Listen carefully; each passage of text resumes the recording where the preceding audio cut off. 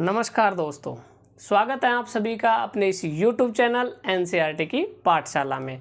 दोस्तों, आज की जो क्लास है हमारी वो है जीवन की जो मौलिक इकाई है उसके बारे में। तो जीवन की मौलिक इकाई क्या है? जीवन की जो मौलिक इकाई है वो है कोशिका। जीवन की मौलिक इकाई क्या है?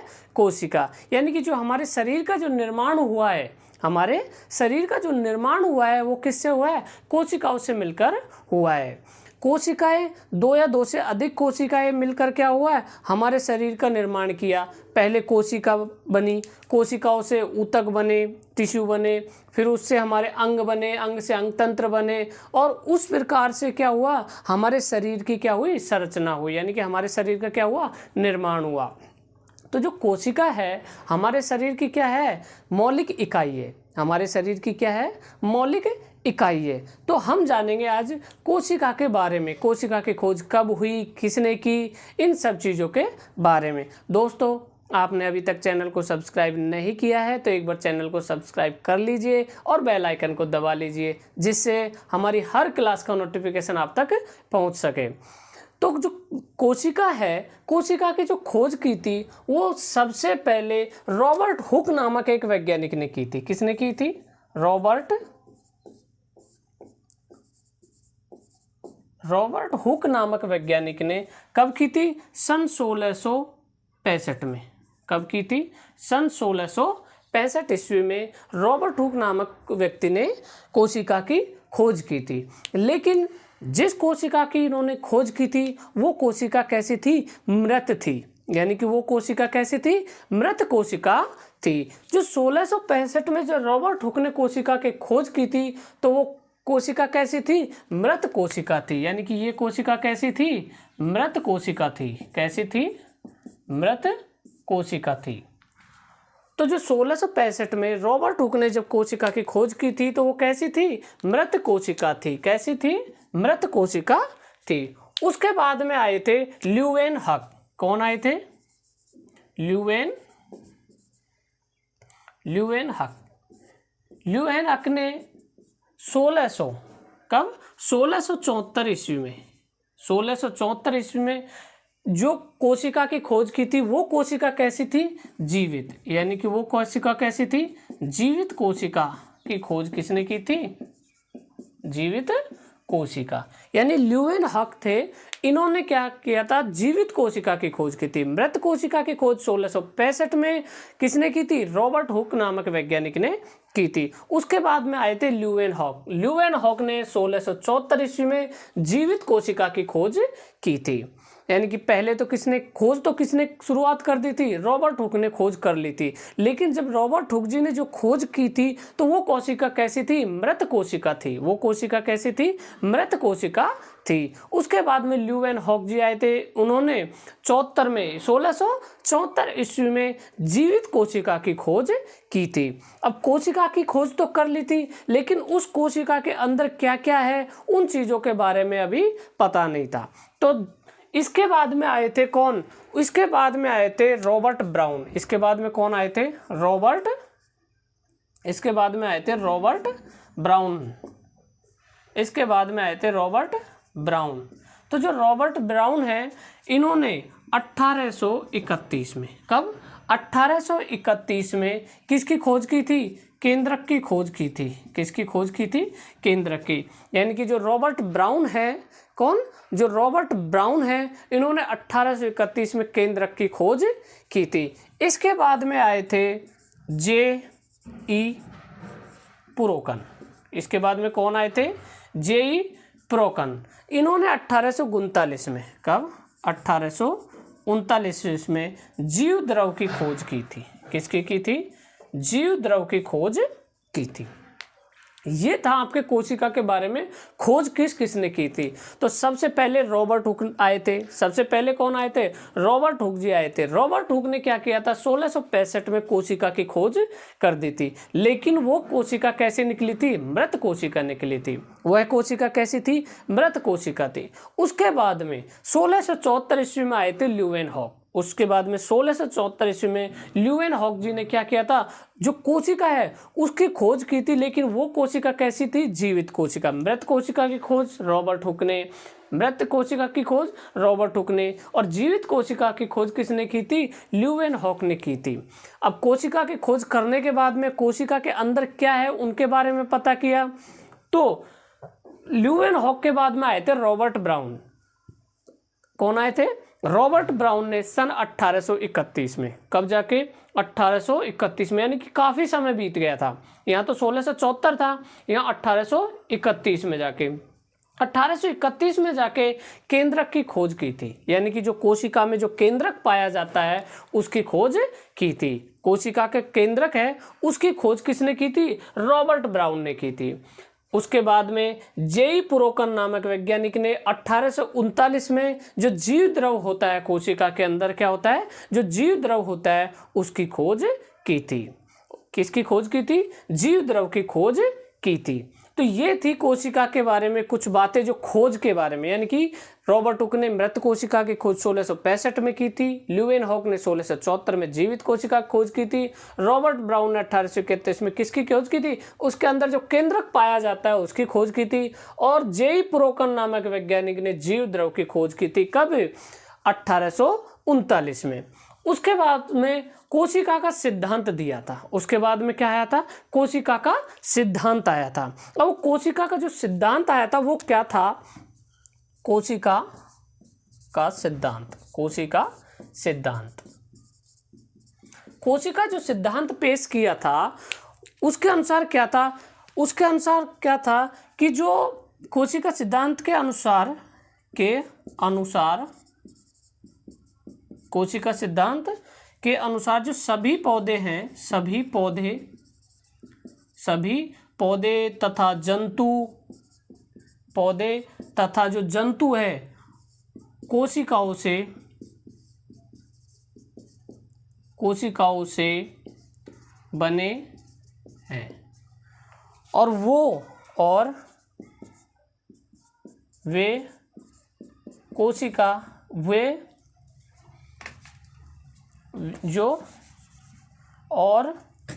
वे जीवन की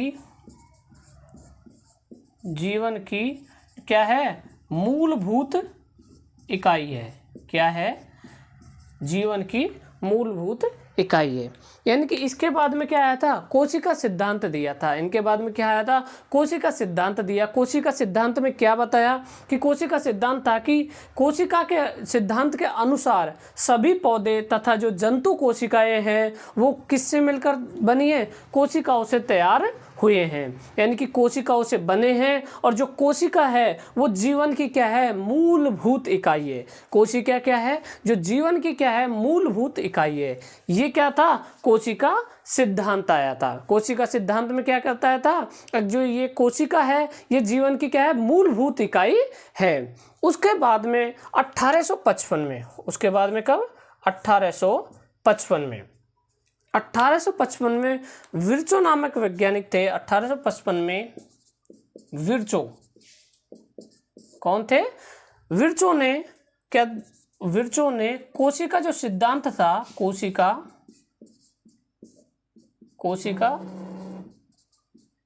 कोशिका जो सिद्धांत था को आगे बढ़ाया, क्या किया? आगे बढ़ाया, और क्या बताया? आगे बढ़ाया और बताया कि जो सभी कोशिकाएं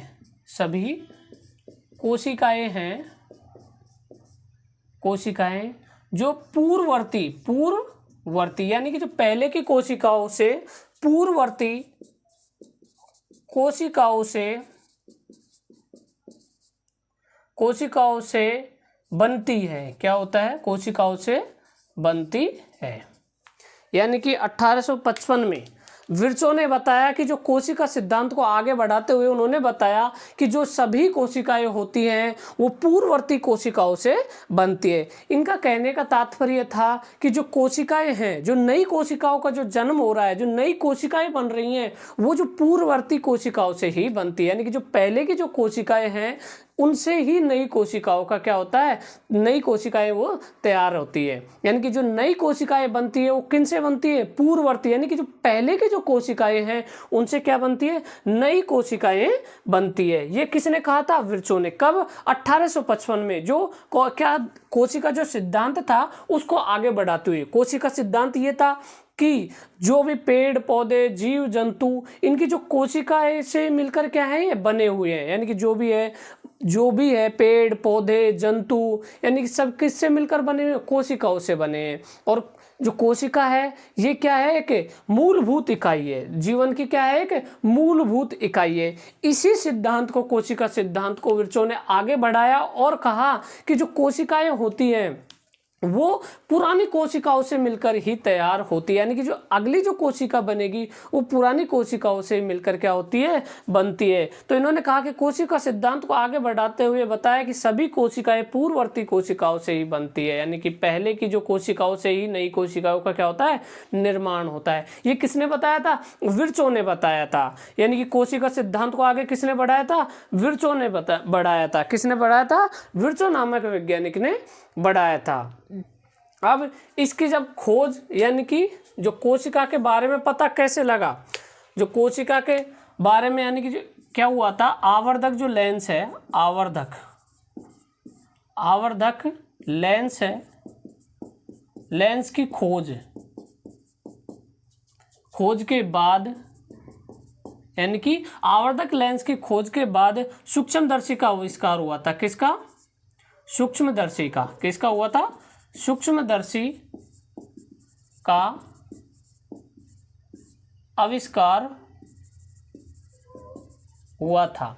यानी कि आवर्धक जो लेंस है इसकी जब खोज हो गई थी उसके बाद में किसका निर्माण, खोज के बाद में किसका आविष्कार हुआ था, जो सूक्ष्मदर्शी है उसका आविष्कार किया गया था। किसके बाद में, आवर्धक लेंस की खोज के बाद में। जब सूक्ष्मदर्शी का आविष्कार किया गया था तो इसके बाद में क्या हुआ था, जो कोशिका के अंदर क्या है, यानी कि कोशिका की अंदर की बातों का पता चला।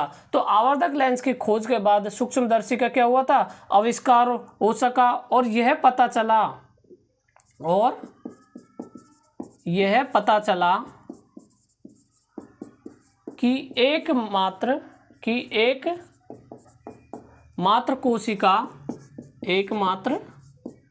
कोशिका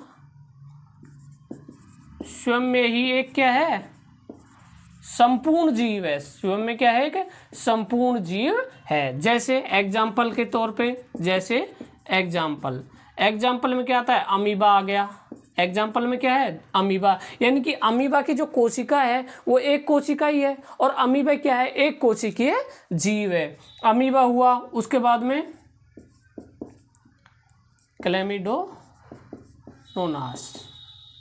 उसके बाद में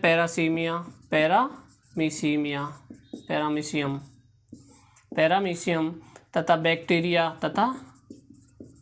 बैक्टीरिया। ये सब क्या है, ये सब हैं एक कोशिकीय जीव। ये सब क्या है, एक कोशिकीय,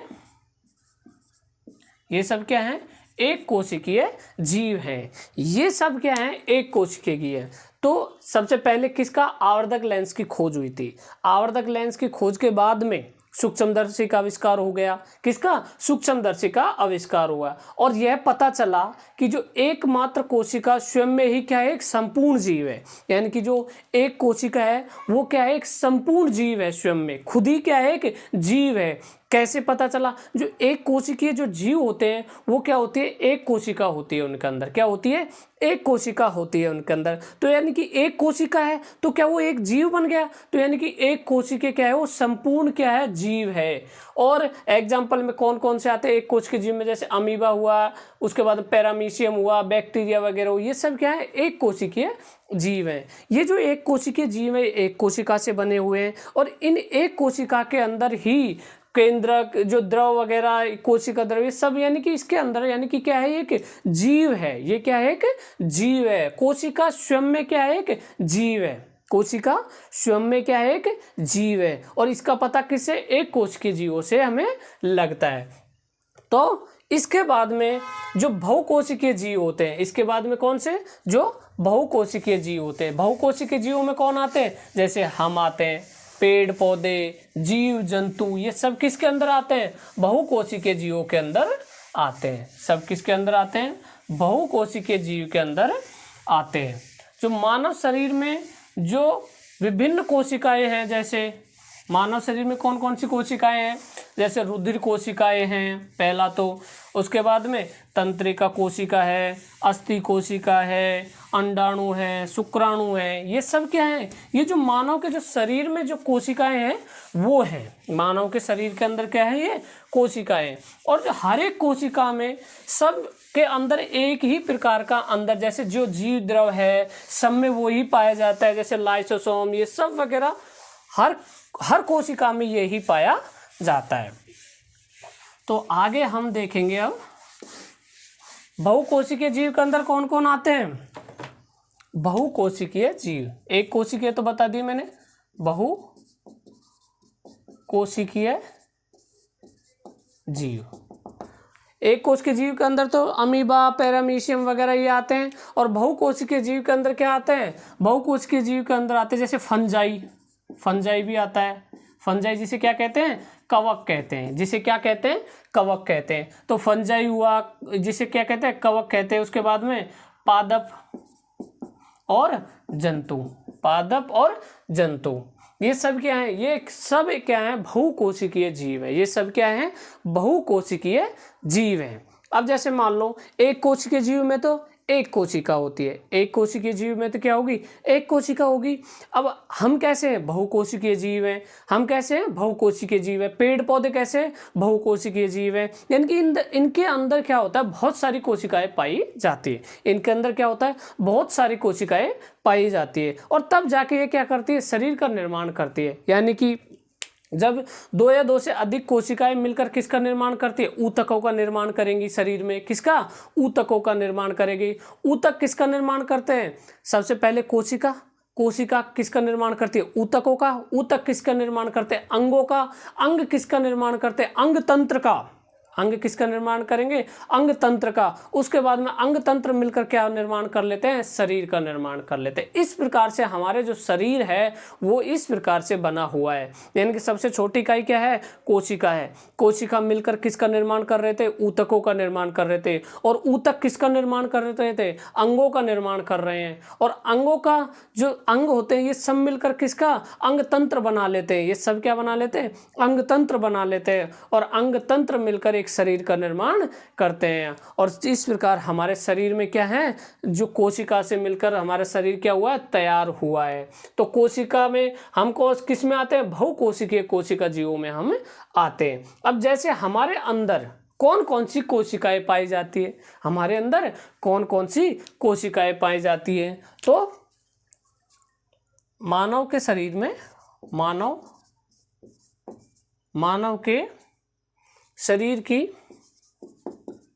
मानव के शरीर की विभिन्न कोशिकाएं क्या होती है, विभिन्न कोशिकाएं। अब हमारे शरीर के अंदर कौन कौन सी कोशिकाएं हैं, जैसे मान लो तंत्रिका कोशिका। कौन सी, तंत्रिका कोशिका। ये तंत्रिका कोशिका क्या करती है, ये तंत्रिका कोशिका मिलकर तंत्रिका तंत्र का निर्माण करती है, जिसे क्या कहते हैं, नर्वस सिस्टम कहते हैं। यानी कि जो मैसेजों को, जैसे मैंने बताया था पिछली क्लासों में, जैसे मैसेज पहुंचाने के, जैसे हमारे शरीर में हमको क्या हुआ, कहीं चोट लग गई, तो उस चोट का एहसास कराने के लिए तो उन सब चीज़ों में कौन है, तंत्रिका तंत्र है। जो मैसेंजर का काम, यानी कि सोचने के लिए, जैसे हमको ये हाथ उठाना है तो इसका जो मैसेज किसको, हाथ तक पहुंचाना, भाई ये हाथ मेरे को उठाना, ये सब किसके कंट्रोल में होता है, तंत्रिका तंत्र में। बोलना, चलना, ये सब कौन करता है, हमारे ब्रेन वगैरह करते हैं। और ब्रेन इन तंत्रिका तंत्रों के माध्यम से क्या करते हैं, क्रियाविधि करते हैं। तो सबसे पहले कौन, तंत्रिका कोशिका आती है। उसके बाद में शुक्राणु आते हैं। उसके बाद में क्या आते हैं, शुक्राणु आते हैं। उसके बाद में क्या आते हैं, शुक्राणु कोशिका। क्या आते हैं, शुक्राणु कोशिका। शुक्राणु कोशिका क्या करती है, शुक्राणुओं का निर्माण करती है। यानी कि ये क्या करती है, शुक्राणुओं को। और ये किस में सहायक होती है, जनन में सहायक होती है। यानी कि एक पीढ़ी को दूसरी पीढ़ी में बढ़ाने में। तो पहली हो गई तंत्रिका कोशिका, दूसरी हो गई शुक्राणु कोशिका, उसके बाद में तीसरी आती है अंडाणु। कौन सी? अंडाणु कोशिका। उसके बाद में कौन सी आती है? अंडाणु कोशिका। ये मेल में पाई जाती है, फीमेल में पाई जाती है। उसके बाद में आपके आती है अस्थि कोशिका। उसके बाद में क्या आती है? अस्थि कोशिका। अब जो अस्थि कोशिकाएं होती हैं वो क्या करती है? अस्थियों का निर्माण करती है। वो क्या करती है? अस्थियों का निर्माण करती है। अस्थि मतलब जो हमारे हड्डी वगैरह है, जैसे ये हड्डी है हमारे, ये हड्डी है वगैरह वगैरह, जो भी हमारे जैसे 206 हड्डियाँ हैं, उन सब का निर्माण कौन करती है? अस्थि कोशिकाएं उनका निर्माण करती है। यानी कि अस्थियों का जो निर्माण कौन करेगा? अस्थि कोशिकाएं करेंगी। कौन करेगी? अस्थि कोशिकाएं करेंगी। उसके बाद में आपके आती है अस्थि कोशिका हो गई, अंडाणु हो गई, उसके बाद में शुक्राणु हो गए, उसके बाद में वसा कोशिका। उसके बाद में कौन सी आती है? वसा कोशिका। वसा कोशिका यानी कि वसा कोशिका क्या करती है? जो वसा कोशिका होती है, वसा मतलब फैट, यानी कि कौन सी? वसा कोशिका। उसके बाद में चिकनी पेशी कोशिका, चिकनी। उसके बाद में चिकनी पेशी कोशिका, यानी कि जो हमारी पेशियों का जो निर्माण करती है। किसका? हमारी जो पेशियों का जो निर्माण करती है, यानी कि मांसपेशी होती है हमारे शरीर के अंदर, जो मांसपेशियां होती है उनका जो निर्माण करती है, कौन करती है? पेशी कोशिकाएं करती है। तो इस प्रकार से कुछ हमारे शरीर में कोशिकाएं बटी हुई हैं, यानी कि इस प्रकार इनका क्या है? अलग अलग कार्य है। जैसे तंत्रिका कोशिका का तंत्रिका तंत्र का निर्माण करना, अस्थि कोशिका का अस्थि का निर्माण करना, पेशी कोशिका का पेशी का निर्माण करना, उसके बाद में अंडाणु कोशिका का अंडाणुओं का निर्माण करना, शुक्राणु कोशिका का शुक्राणु का निर्माण करना। इस प्रकार से कोशिकाओं के क्या है? ये अलग अलग कार्य है। क्या है? अलग अलग कार्य हैं। तो इस प्रकार से हमारे शरीर में ये कोशिकाएं पाई जाती है। हमारे शरीर में क्या होता है? ये कोशिकाएं पाई जाती है। अब जैसे मान लो हम आपको क्या बताते हैं, कोशिका के अंदर क्या क्या पाया जाता है। कोशिका के अंदर क्या क्या पाया जाता है, ये तो हमने पढ़ा लिया कि कोशिकाएं कौन कौन सी हमारे शरीर में किस प्रकार होती है। हमारा शरीर का जो निर्माण हुआ है कोशिकाओं से मिलकर ही तैयार हुआ है। किसका? हमारे जो शरीर का जो निर्माण हुआ है वो किसके द्वारा हुआ है? कोशिकाओं के ही द्वारा हुआ है। यानी कि कोशिकाओं से हमारे शरीर का निर्माण हुआ है। हमारे शरीर की जो मूलभूत एवं संरचनात्मक जो क्रियात्मक जो इकाई है वो कौन सी है? कोशिका है। अब जैसे ये कोशिका है, ये क्या है? ये कोशिका है। इस कोशिकाओं में यहाँ क्या होता है? केंद्रक पाया जाता है। कोशिका में क्या पाया जाता है? केंद्रक पाया जाता है। कोशिका के बीच में क्या पाया जाता है? केंद्रक पाया जाता है। अब इनका कार्य क्या क्या है वो सब चीज हम डिटेल से पढ़ेंगे। यानी पहले तो मैं आपको बताता हूँ कोशिका के अंदर पाया क्या क्या जाता है, उसके बाद में इनके कार्य क्या क्या है। जैसे कोशिका का जो केंद्रक का कार्य क्या है, उसके बाद में लाइसोसोम का कार्य क्या है, माइटोकॉन्ड्रिया का कार्य क्या है, उसके बाद में अंतःप्रदोजाली का कार्य क्या है। इन सब के कार्य हैं जो बटे हुए हैं, इनके कार्य बटे हुए हैं और ये किस प्रकार से कोशिका में है। उसके बाद में जो ये आपके जंतु कोशिका, सबसे पहले किसका बनाते हैं हम? जंतु कोशिका को बनाते हैं। क्या बनाते हैं? जंतु कोशिका। तो ये क्या बना दिया मैंने? गोल्जी का है। ये क्या बना दिया?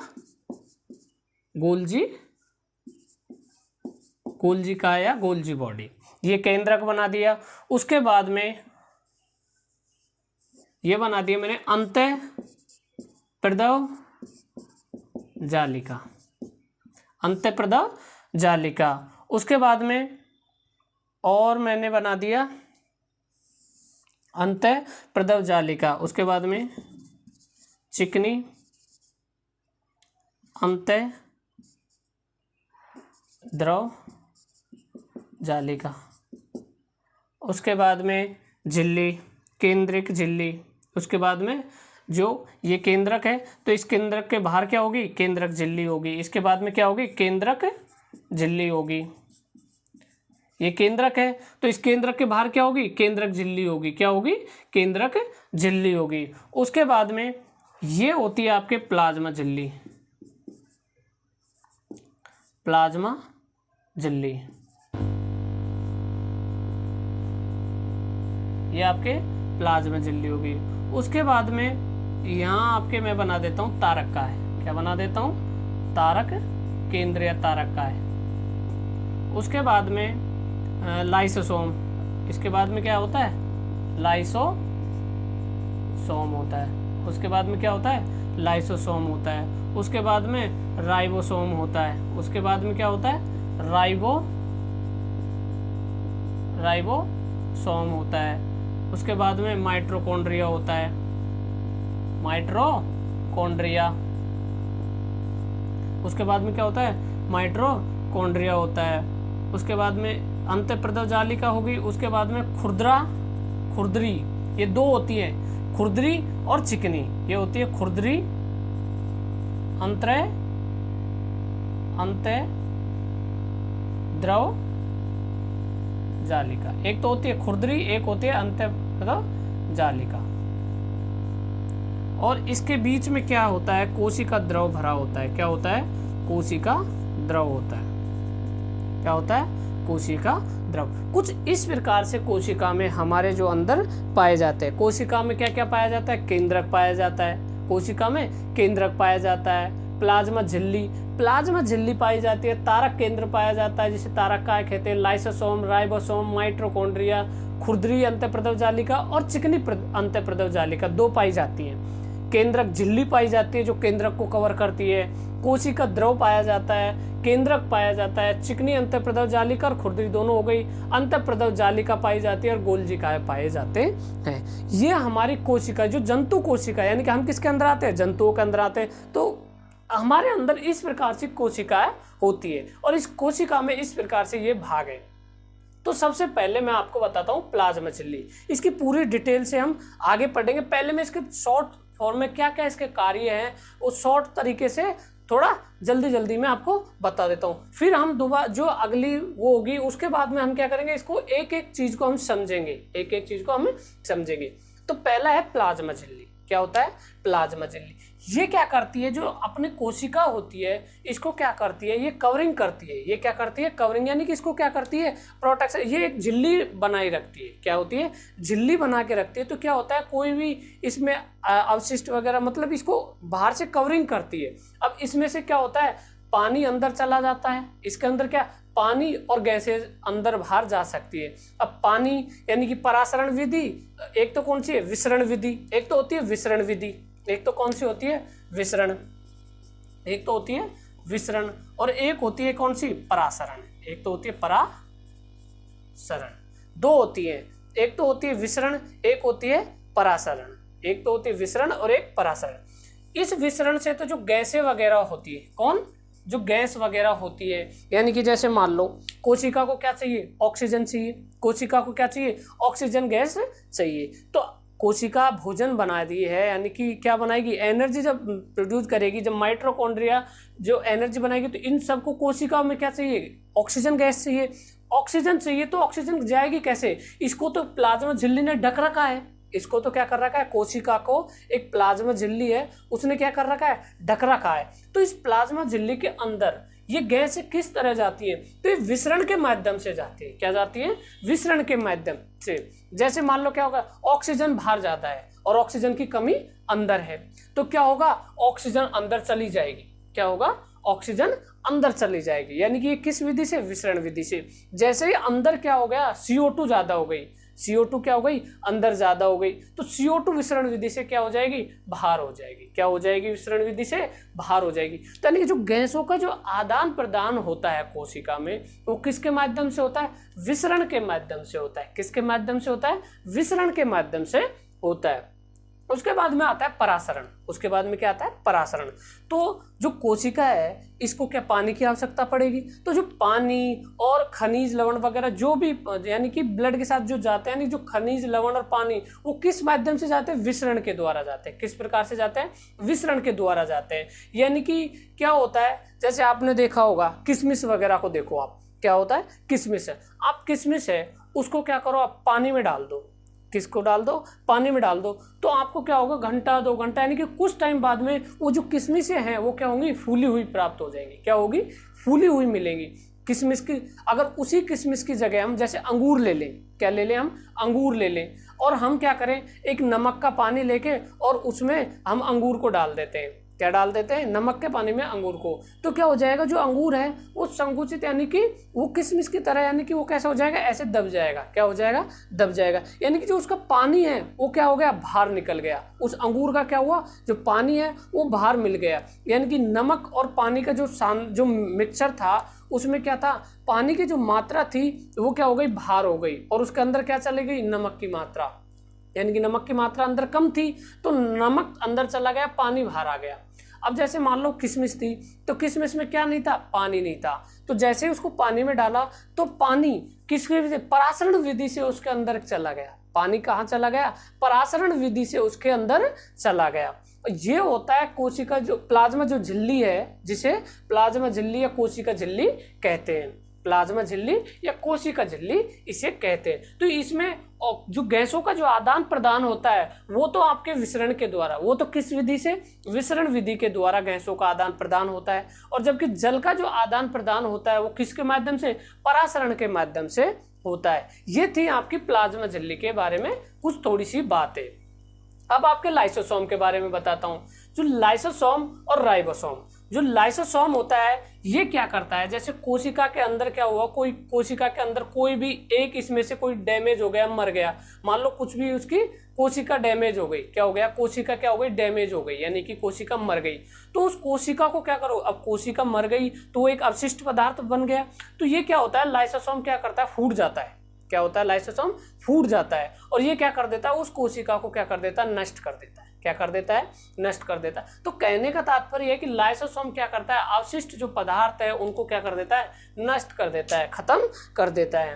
तो इस लाइसोसोम को क्या कहते हैं, आत्मघाती थैली भी कहते हैं। अगर क्यों कहते हैं, क्योंकि अगर लाइसोसोम इसके अंदर फट गया, लाइसोसोम इसके अंदर फट गया तो क्या होगा, कोशिका अपने आप ही क्या हो जाएगी, नष्ट हो जाएगी, यानी कि कोशिका मर जाएगी। तो इसीलिए लाइसोसोम को क्या कहते हैं, आत्मघाती थैली कहते हैं, ऑटम बम कहते हैं एक तरीके से। क्या कहते हैं, आत्मघाती थैली, यानी कि ये क्या करती है, आत्मघाती मतलब खुद तो मरती है, खुद तो फूटती, लेकिन पूरी कोशिका को क्या होती है, ले डूबती है, यानी कि कोशिका को क्या कर देगी, नष्ट कर देगी। तो इसलिए इसे लाइसोसोम को क्या कहते हैं, आत्मघाती थैली, आत्मघाती थैली कहते हैं। किसको, लाइसोसोम को। काम क्या है इसका, जो भी अवशिष्ट पदार्थ है सबको नष्ट कर देना। काम क्या है इसका, जो भी अवशिष्ट पदार्थ है उनको नष्ट कर देना। उसके बाद में राइबोसोम आता है। राइबोसोम को क्या काम होता है, प्रोटीन निर्माण का कार्य होता है। राइबोसोम क्या करती है, प्रोटीन का कार्य, प्रोटीन निर्माण का कार्य करता है। कौन, राइबोसोम। राइबोसोम क्या करता है, प्रोटीन का निर्माण करता है। अब जो खुरदरी अंतःप्रदर जालिका है ये भी क्या करती है, प्रोटीन का निर्माण करती है। ये भी क्या करती है, प्रोटीन का निर्माण करती है। राइबोसोम क्या करता है, प्रोटीन का निर्माण करता है। उसके बाद में माइटोकॉन्ड्रिया, उसके बाद में क्या होती है, माइटोकॉन्ड्रिया। जो माइटोकॉन्ड्रिया है ये क्या करती है, ये एनर्जी बनाती है। ये क्या करती है, एनर्जी क्रिएट करती है, यानी कि ये क्या करती है, जो आपको एनर्जी जो मिलती है एटीपी के रूप में। किसके रूप में, एटीपी। एटीपी की फुल फॉर्म क्या है, एडिनो ट्राई फास्फेट,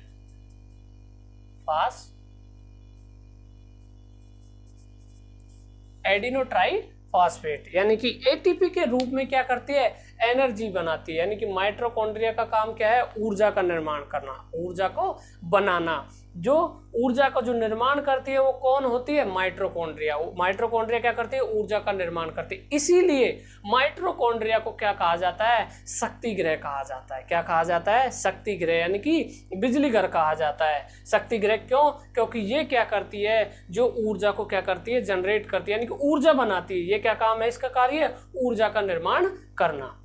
उसके बाद में खुरदरी अंतःप्रदर जालिका, यानी कि ये क्या करती है, ये भी प्रोटीनों का निर्माण करती है, यानी कि प्रोटीनों को क्या करती है, निर्माण करती है।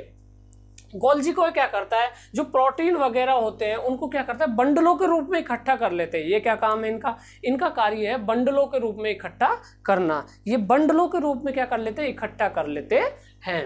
उसके बाद में आपके आती है केंद्रक। ये क्या आता है आपके, केंद्रक। केंद्रक क्या करता है, केंद्रक के अंदर ही क्या होता है, जो हमारे गुणसूत्र वगैरह होते हैं वो कहाँ पाए जाते हैं, केंद्रक के अंदर ही पाए जाते हैं। यानी कि डीएनए वगैरह कहाँ होता है, सेंटर में होता है। कहाँ होता है, केंद्रक में होता है। कोशिका द्रव, ये जो कोशिका द्रव है ये क्या करता है, जितने भी यानी कि कोशिका द्रव इनको क्या करते हैं, भोजन को यानी कि खनिज लवण जो जो जिनकी आवश्यकता होती है उनको आवश्यकता को क्या करते हैं, पूर्ति करता है। कौन, कोशिका द्रव। ये इसमें क्या होते हैं, इसमें तैरते रहते हैं, एक तरीके से क्या करते हैं, तैरते रहते हैं। उसके बाद में चिकनी अंतःप्रदव जालिका, ये क्या करते हैं, ये वसा की जो निर्माण करते हैं, ये किसका, वसा का निर्माण करते हैं। अंतःप्रदव जालिका ये भी कोशिकाओं में क्या करती है, जो सेप्टिक यानी कि क्या करती है, अंतःप्रदव जालिका है। ये मान लो कोई भी जो आने और जाने यानी कि कोई भी बाहर जा रहा है आ रहा है उसको क्या करती है, रोकने का कार्य करता है, यानी कि कौन आ रहा है कौन जा रहा है उनको क्या करता है, रोकता है। और जो केंद्रक कोशिका जो ये है केंद्रक, इसके बाहर होती है केंद्रक झिल्ली। ये क्या होती है, ये केंद्रक झिल्ली होती है। ये क्या करती है, इसको क्या कहते हैं, कवरिंग प्रदान करती है। जैसे प्लाज्मा झिल्ली कोशिका के बाहर होती है, उसी प्रकार केंद्रक के बाहर क्या होती है, केंद्रक झिल्ली होती है। क्या होती है, केंद्रक झिल्ली होती है। तो ये थी आपकी कोशिका के बारे में कुछ छोटी छोटी बातें जो आपको पता होना जरूरी है। इनकी जो पूरी डिटेल से हम इनको अब पढ़ेंगे, यानी कि किस किस में क्या क्या होता है, प्लाज्मा झिल्ली क्या, तारक केंद्र क्या, लाइसोसोम, राइबोसोम, माइटोकॉन्ड्रिया, सबके बारे में हम पूरी डिटेल से हम इनके बारे में जानेंगे।